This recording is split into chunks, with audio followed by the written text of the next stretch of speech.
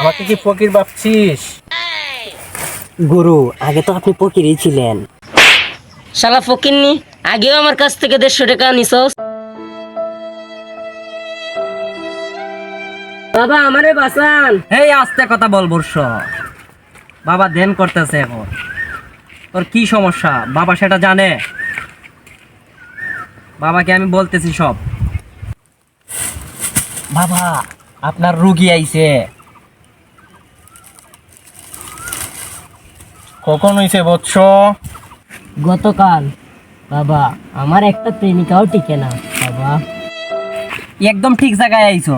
আমাদের বাবা জোড়া লাগানোর থেকে জোড়া ভাঙ্গে বেশি। না মানে কষ্টে বাবা জোড়া লাগায় বেশি। এই জন্যই তো আমি বাবার কাছে আসছি। বাবা আপনি আমাকে বাঁচান, এখন আপনি আমার শেষ ভরসা। আপনি ছাড়া আমার আর কেউ নাই। বৎস, চিন্তা করিস না। তুই তোর কষ্টে বাবার কাছে আসছ, বাবা তোর জোড়া লাগাই দিবে।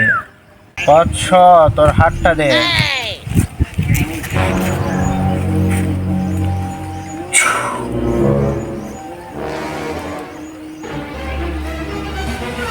এই মদন, কষ্টেপ দে।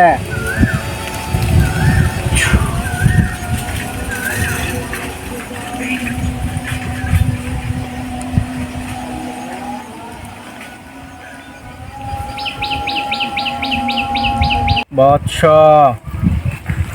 তোর সমস্যার সমাধানের জন্য তোকে শর্ত মানতে হবে। জি বাবা, আপনার যে কোনো শর্ত মানতে আমি রাজি আছি। শর্ত নাম্বার 1, দৈনিক একবার উপর হাগু করবি না। 2, পানি ছাড়া গোসল করতে হবে। 3, হাত ছাড়া ভাত খাবি। আর 4 নাম্বার যেটা, কোনো মেয়ের দিকে তাকানো যাবে না। বাবা আমি আপনার কাছে আসলামই তো আমার জোড়া মিলানোর জন্য। তো আপনি কিভাবে বলছেন যে আমি কোনো মেয়ের দিকে তাকাতে পারবো না? এই মদন, জি বাবা বলেন। ওকে বলে দে। সব মেয়ে না, যাকে পছন্দ করো খালি সেই মেয়ের দিকে তাকাতে পারবা না। বাবার কথা মানতে পারলেই তোমার সব কিছু হবে। জয় হোক কশ্যপ বাবার, জয় হোক। এই বৎস, বাবার গুরু দক্ষিণা কোথায়? তা না হলে তো তুমি কিছুই পাবা না।